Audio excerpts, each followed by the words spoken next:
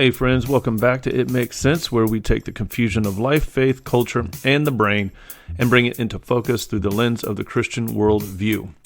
Today's episode is a quick snapshot, but a powerful one, because I want to ask you something you may not have considered. What if spiritual disciplines aren't just soul work? What if they're also neurological? Let's talk about it.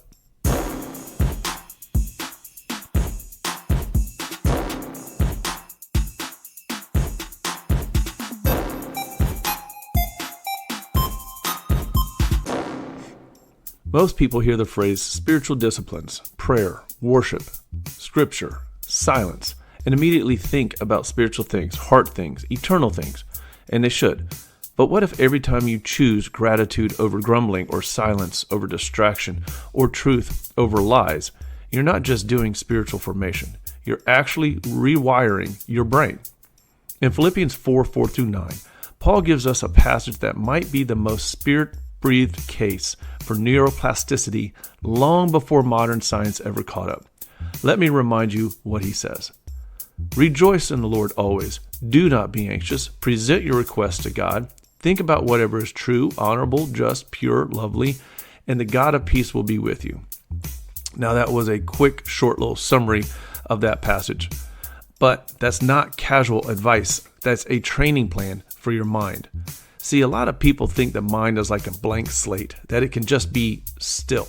But both scripture and psychology agree it doesn't work that way. Your mind doesn't sit idle. It either moves toward the spirit or toward the flesh. It either becomes conformed to the world or transformed by truth.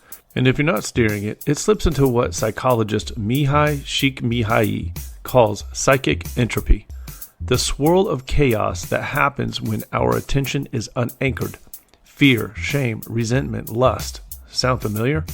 It's not because your brain is broken. It's because your brain is built to form patterns. And right now, it might just be following the wrong ones.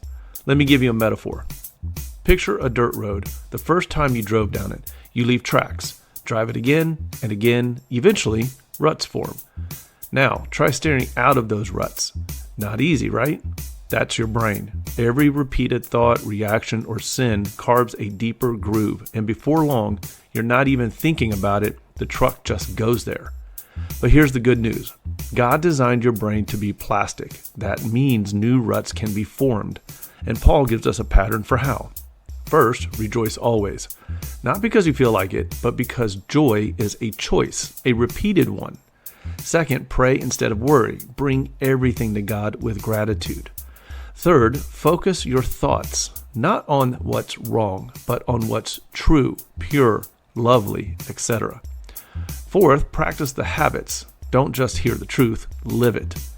And lastly, abide in His presence. Paul ends with this, and the God of peace will be with you. Not just peace, God Himself. That's not just mental health, that's spiritual transformation. So let me say this. Spiritual disciplines are not just boxes to check. They are grace-fueled pathways that rewire your inner world. They break cycles of shame and fear and train your mind to dwell in the presence of God. As Brother Lawrence said centuries ago, we must, quote, practice the presence of God, unquote. That's not just prayer time. That's training our consciousness, our awareness to return to Christ again and again until even our thought life starts to look like Him. If you're stuck in the same mental patterns, fear, frustration, distraction, I want you to know two things. You're not alone, first of all, and you're not stuck. God created your brain with the capacity to change. He gave you His Spirit to empower it, and He gave you practices, rejoicing, praying, thinking, practicing, not to burden you, but to renew you. So just take one step today. One thought, one prayer, one redirection. Start the new path, walk it again tomorrow and the next day. Eventually the road will change and the God of peace will be with you.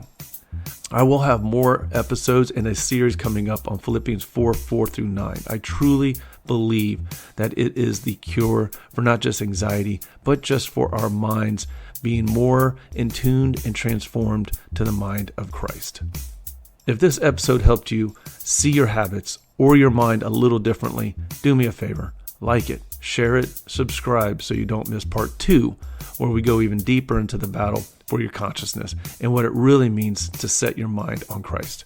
You can also find the written version of this teaching and others like it on my Substack at dannytippett.substack.com. That's TIPPIT, same backwards as forwards. Yes, that's a palindrome. And thanks for listening to It Makes Sense, where the Christian worldview doesn't just explain the world, it changes you. And God bless.